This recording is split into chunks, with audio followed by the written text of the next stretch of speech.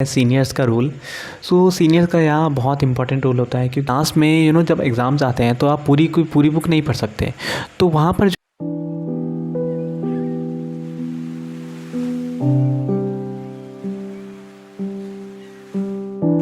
Hello everyone, welcome back to my YouTube channel. Myself Manoj Singh, second MBBS professional student at GMC Budaun. So guys, आज की video basically होने वाली है MBBS students के लिए। And आप में से जो भी नया है चैनल को सब्सक्राइब कर दो गाइज़, एंड जिसने भी चैनल को ऑलरेडी सब्सक्राइब कर दिया है, thank you so much to all of you. And बस वीडियो को स्टार्ट करते हैं देर ना करते हुए।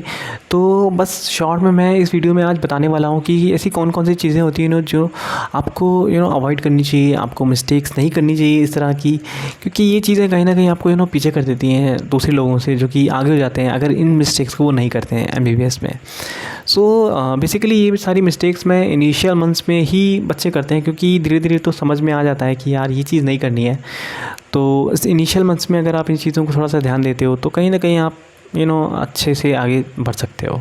तो सबसे पहले जो अभी बच्चे आए हैं 2023 वाले, तो उनको मैं कॉन्ग्रेचुलेशन बोलूँगा। और बाकी सबसे पहले आप लोगों के लिए जो चीज़ है वो है कि आपको पोस्ट नीट इनर्शिया का बिल्कुल भी चंगल में नहीं फंसना है। Post NEET inertia in the sense कि आप सेलेक्ट होकर के आते हो, आपको लगता है कि आपने बहुत बड़ा कुछ उखाड़ दिया। डेफिनेटली नीट एक बहुत ही टफ एग्ज़ाम है, तो कॉन्ग्रेचुलेशन फॉर डैट। बट ये सब कुछ नहीं है, अभी आपको बहुत कुछ आगे देखना है, बहुत मेहनत करनी है MBBS में, क्योंकि MBBS में पास करना इतना आसान नहीं होता है। बहुत पढ़ना पड़ता है। एंड इसका मतलब ये नहीं कि मज़े नहीं कर पाते हम लोग, बट ठीक है, मैनेज करना पड़ता है। एंड आगे इतने सारे एग्ज़ाम्स अभी देने होते हैं MBBS की बात करें या फिर इसके बाद भी PG एंड ऑल, तो बहुत कुछ है अभी तो मज़े करने इट्स ओके। लाइक आप वीकेंड्स पे मज़े कर लो, यानी अपने हिसाब से मज़े भी करो, इट्स ओके। बट पढ़ाई भी करनी है, मज़े नहीं करने हैं, आपको पढ़ाई भी करनी है। क्योंकि अगर आप मज़े करते हो तो फिर एग्ज़ाम टाइम पर आपको कहीं ना कहीं प्रॉब्लम फेस करनी पड़ेंगी। सो आपको उस पोस्ट नीट इनर्शिया से बहुत बच के रहना है। लाइक आप मैथ स्टार्टिंग से करते रहो, थोड़ा करते रहो। लाइक अगर दिन में आप 2-2, 3-3 घंटा भी दे रहे हो अच्छे से सीरियसनेस वाला, तो इट्स ओके, हो जाएगा, ठीक है। और प्रॉब्लम्स यार डेफिनेटली होती हैं, तरह तरह की नया माहौल होता है, नई चीज़ें होती हैं, नए लोग होते हैं, तो ये सारी चीज़ें आती हैं डेफिनेटली। बट ठीक है, you have to adapt, you have to learn how to live in medical college.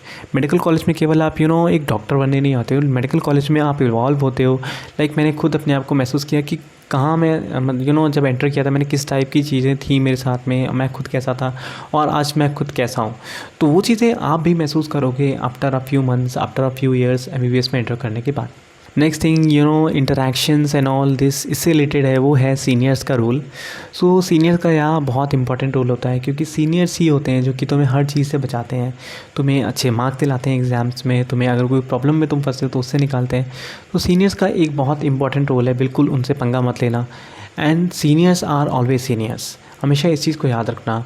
And उनकी अच्छे से रिस्पेक्ट करो, और वो तुम्हारी डेफिनेटली बहुत सारी हेल्प करेंगे, एकेडमिक्स, नॉन एकेडमिक्स, हर तरीके से। एंड अभी आप जस्ट अपने कॉलेज में गए होंगे, बहुत सारे बच्चे सेटिस्फाइड होंगे, बहुत सारे बच्चे अनसेटिस्फाइड होंगे, बट अल्टीमेटली आपको उस कॉलेज में रहना है और अपना MBBS कंप्लीट करना है अच्छे से। मेरा पॉइंट बस ये कहने का है कि आपको जो भी कॉलेज मिला हो, आप बस ये सोचिए कि ठीक है, मेरी टाइम पर मुझे कॉलेज मिला है।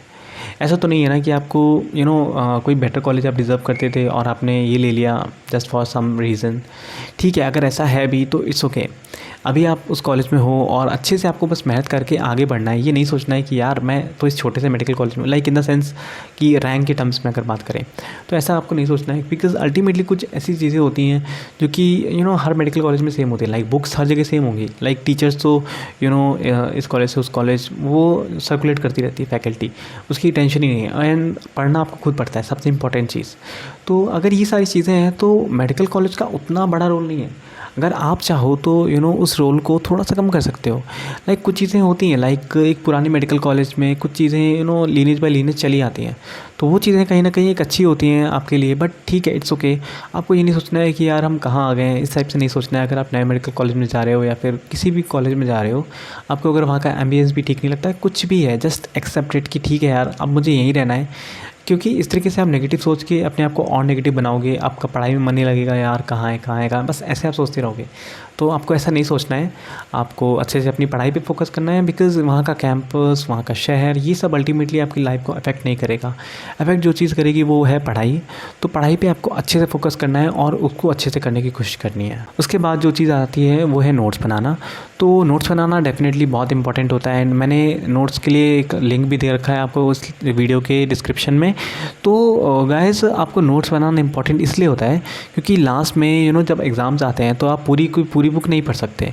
तो वहाँ पर जो अपने नोट्स बनाए होते हैं उनको अच्छे से पढ़ के आप एग्ज़ाम दे सकते हो और बहुत अच्छे मार्क्स स्कोर कर सकते हो। मैंने एनाटमी के और बायोकेम के मैंने डेफिनेटली बाय किए थे, बट एनाटमी के बहुत अच्छे से बनाए थे एंड वो मैंने रिवाइज़ किए थे, बहुत हेल्प मिली थी।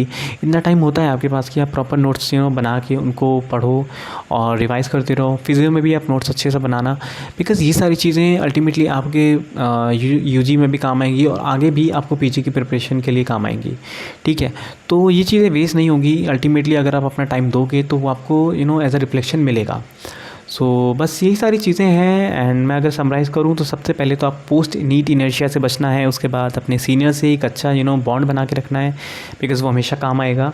एंड देन आपको सेल्फ स्टडी करते रहना है। Self study is most important. And अपने कॉलेज को पॉइंट आउट नहीं करना है बार बार कि यार ये मिल गया वो मिल गया। इट्स ओके, जो भी मिल गया जस्ट एक्सेप्ट इट।